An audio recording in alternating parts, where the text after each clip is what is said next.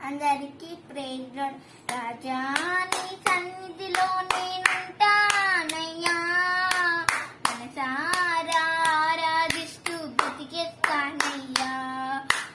సన్నిధానములో సంపూర్ణ సంతోషం ఆరాధించుకొని విలువైన అవకాశం పైనవన్నీ నాకు ఇచ్చుటాకును, బాధల నుండి బ్రతికించుటాకును.